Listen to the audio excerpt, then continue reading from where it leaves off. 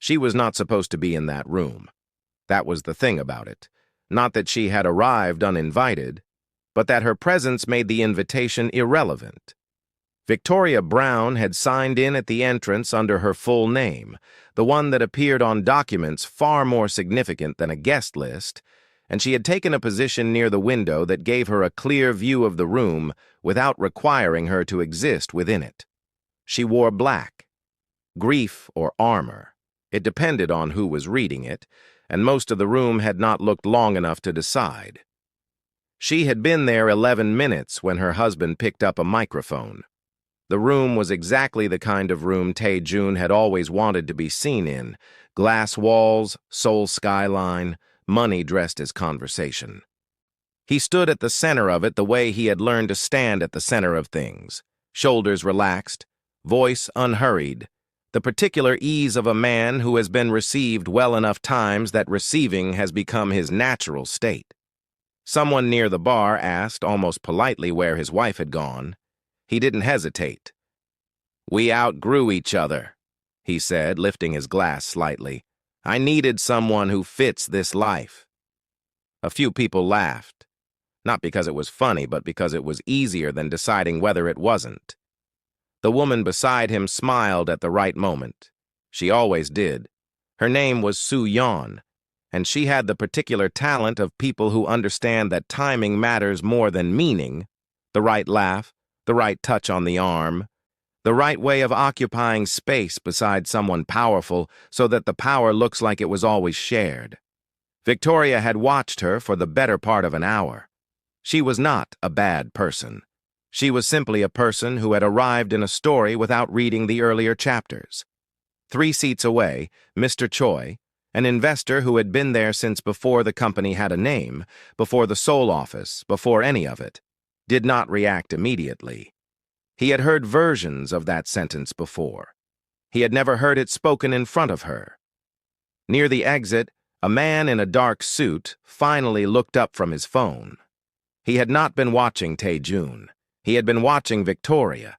When Tae-joon finished speaking, the man typed a single message and left without a sound. He said it. Victoria didn't move. She didn't need to.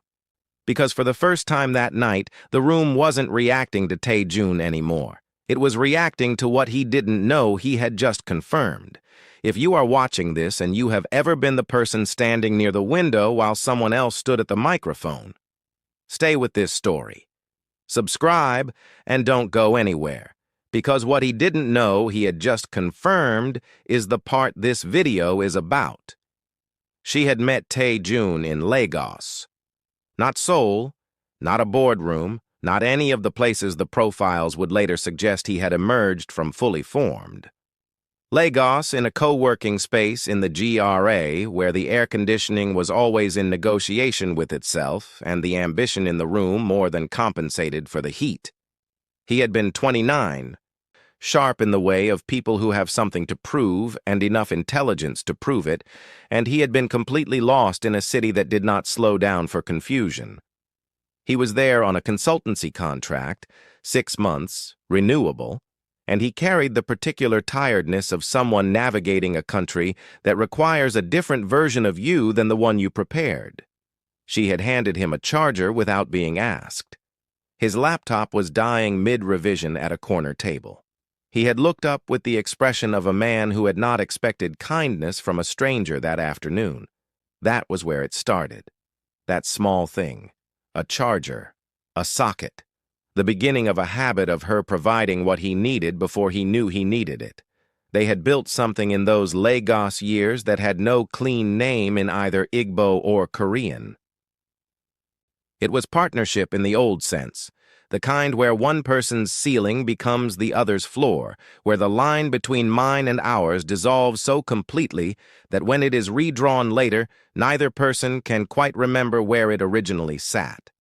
She had introduced him to her uncle, a quiet man who had made and lost and remade a fortune in logistics and who did not extend trust quickly or without reason. Her uncle had watched Tae-joon eat, egusi soup, pounded yam, the kind of meal her family used to measure the seriousness of a person by how they moved through it, and after 30 minutes had simply nodded once. Later, in the kitchen, while Victoria washed her hands, he had said in Igbo, "He looks at you like you are useful." She had been 27 and in love, and had heard it as a compliment. She would think about that sentence for years. That nod had opened the first door. There had been others. A call she made to a former colleague in Accra who now ran a small private equity firm with connections in Seoul. A document she co-signed at a moment when the bank required two names and Tae-joon's credit history in Nigeria was essentially non-existent. And then, 3 years in, the night that had become a kind of myth in her private memory. Their apartment in Leygoss, the company just becoming real. Him coming home with numbers that didn't hold. She had sat beside him until 2 in the morning. Her instincts, his architecture. They had rebuilt the model together until it held. He had presented it alone the next morning. She had not corrected that. This is the thing she would later understand she should have paid attention to. Not the presentation. She had not needed the credit. She had never needed the credit. But what it revealed about the shape of how he received help. He received it completely, the way you receive something you believe you were owed. There was no calculation in it, no intention, just the quiet assumption that what she offered was part of the landscape, like weather, like light, not a choice, not a gift, not something that needed to be remembered. The company grew. That was the simple version. The longer version involved the decision, 2 years into the Leygoss chapter, to establish the main operations in Seoul. Tae-joon's argument, Victoria's agreement, both of them at the kitchen table in Lekki with jollof rice cooling beside the documents, because that was the kind of marriage they had. The kind where work and life shared the same surface. She had packed her grandmother's cloth, her plants, her Igbo dictionary, and followed him into a city that received her with the particular reserve Seoul extends to people it is still deciding about. She had set up an entity in the early days of the Seoul operation on the advice of her uncle and a lawyer she trusted. A Nigerian lawyer named Emeka, who had since built a practice in Seoul specifically to serve the growing number of West African professionals doing business in Korea. The entity held a specific percentage of the original funding structure. Tae-joon had known about it at the time. They had discussed it over that same kitchen table in Lekki before the move, documents between them, her uncle's voice still in both their heads. He had signed everything. He had also, somewhere in the years that followed, stopped remembering what he had signed. This is the thing about success and the people who made it possible. They get rewritten, not always deliberately. It happens the way forgetting happens, gradually, then suddenly. Then as a settled fact, nobody in the room feels the need to dispute. Tae-joon had become the story of his own rise. He told it at panels in Seoul, at dinners in Gangnam, in interviews that ran in Korean business publications and international tech platforms alike. The story was clean and linear, and it featured him at the center of every decision. It was not a lie in the way that a constructed falsehood is a lie. It was something quieter and more corrosive, a true story with someone carefully removed from it. A magazine profile mentioned a co-working space in Leygoss, a charger, and his own foresight in building early local partnerships. No name, no person, just a gesture, a charger, and his instincts, as if the other person at that table had been furniture. Victoria had read it in their Seoul apartment, and set the magazine down and gone to water her plants. The plants were doing very well by the end of that year. Soo-yeon had arrived in Tae-joon's orbit the way these things always arrive.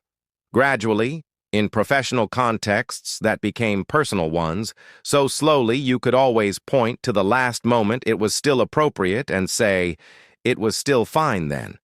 She was a strategic communications director at one of the firms that handled the company's Seoul PR. Polished, precisely networked, fluent in the language of rooms like the one they were all standing in tonight. Victoria had noticed the shift before she had a name for it. The way he held his phone differently in the evenings. The way certain trips to meetings ran long. The way he came back from Tokyo with a particular kind of tiredness that was not the tiredness of work.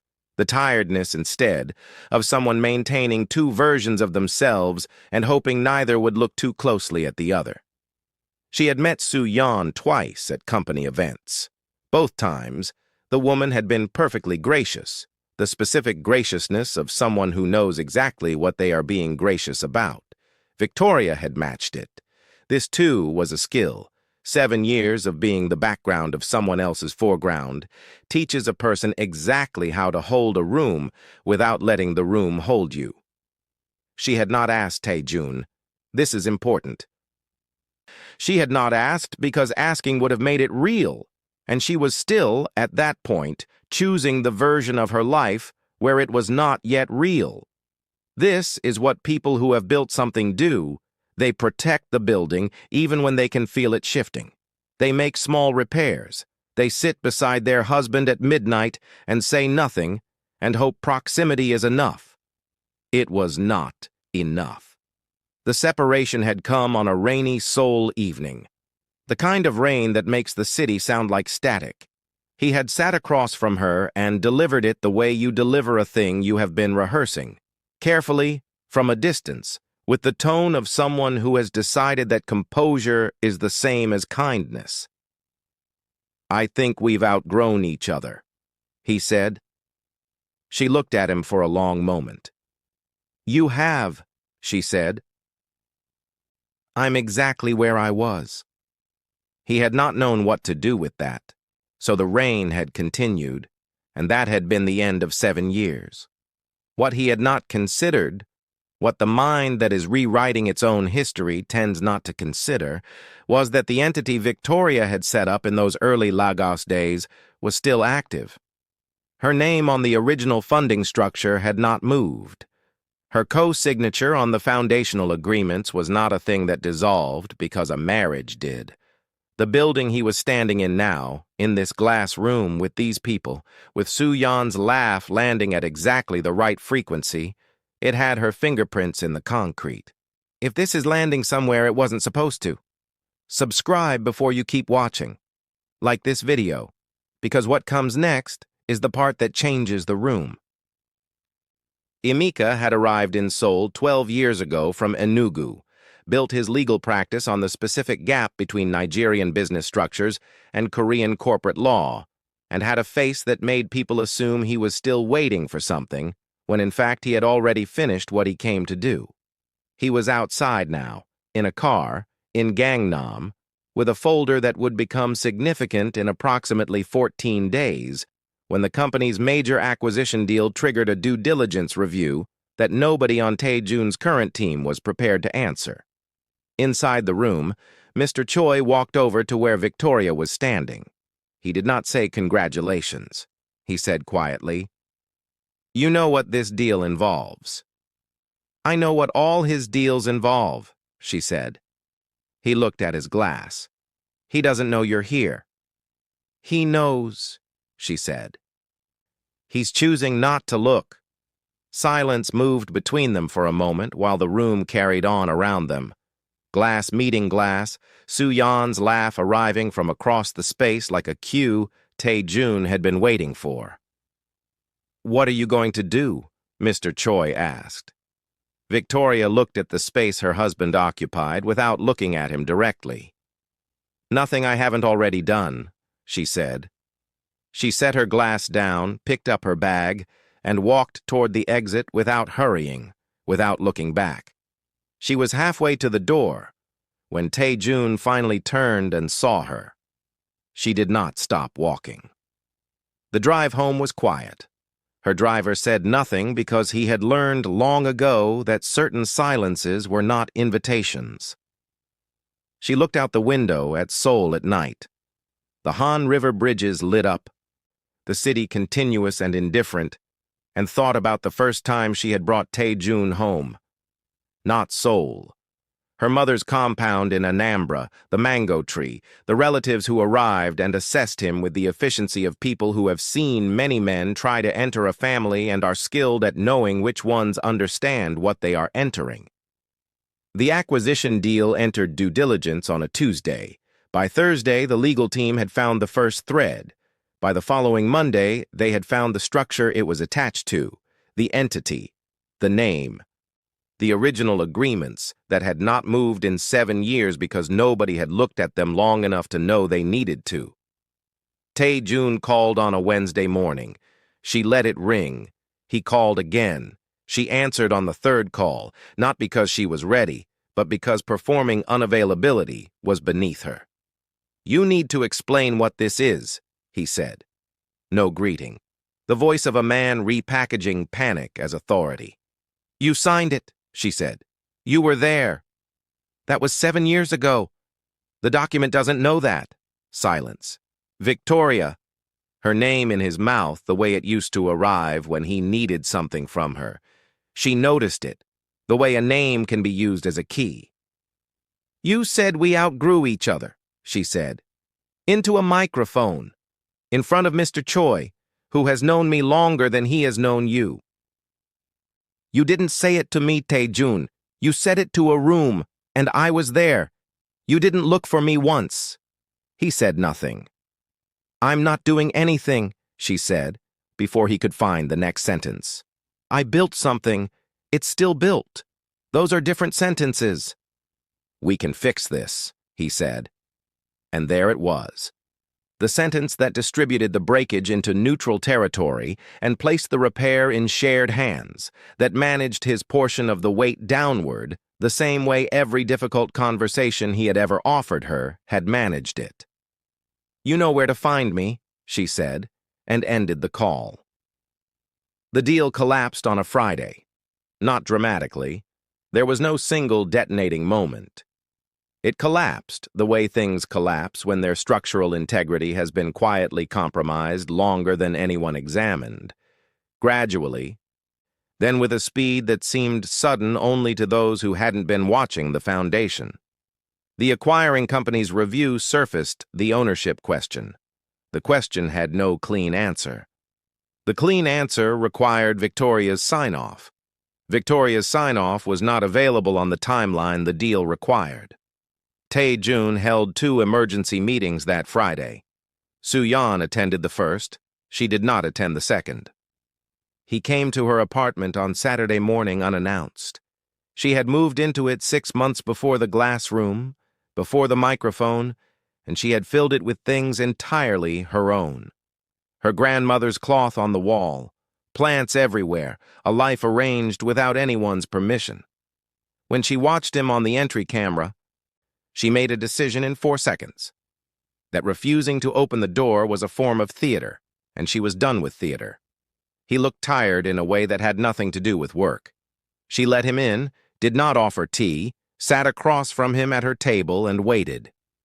He looked around the apartment, the cloth on the wall, the plants, the life assembled without him, with an expression that moved through several things before settling on something without a name. "I treated you like you were background," he said. She said nothing. "In Korea, I mean to my mother.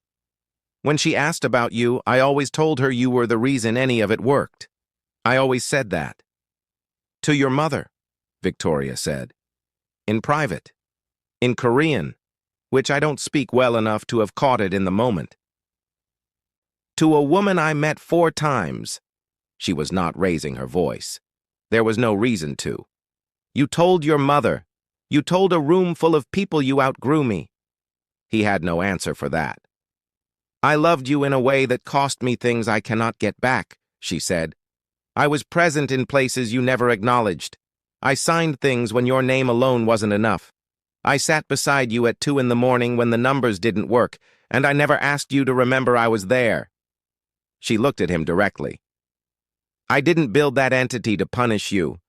I built it because my uncle told me to protect myself, and I was 27 and in love, and I did only half of what he told me because I believed love would be enough for the other half." She paused. "It wasn't," she said. Tae-joon said her name. Just her name. The way it had first sounded in his mouth in Leygoss, when it was new and meant something whole. At the door, he turned. "Were you happy?" "Before." It was the question with no safe answer, and they both knew it. She thought he deserved the version of her that did not protect him from true things. "Yes," she said. "For a long time. Genuinely." She held his gaze. "That's what you have to live with," she said. "Not that it was false, that it was real, and you still chose this." She closed the door. Not with force, not with performance. The quiet click of something finished. Not broken, not destroyed, but completed by its ending the way certain things can only be completed. She stood in the hallway for a moment with her hand still on the door. Then she went to water her plants. Outside, Seoul carried on. The movement. The particular hum of a city that does not pause for private grief, that receives it and continues. And Victoria, who had grown up in a city with the same understanding, who had known long before Tae-joon that love and survival are two separate skills and you need both, went to her desk and opened her laptop and began to work. She was not healed. She was not free of it. Somewhere in the quiet of the apartment there was still a shape where a different life had been, and it would be there for a while. These things do not leave cleanly. They leave the way a language leaves when you stop speaking it, slowly, with certain words lasting longer than the rest. But she was here. The work was hers. And her name was still on the document. It always had been.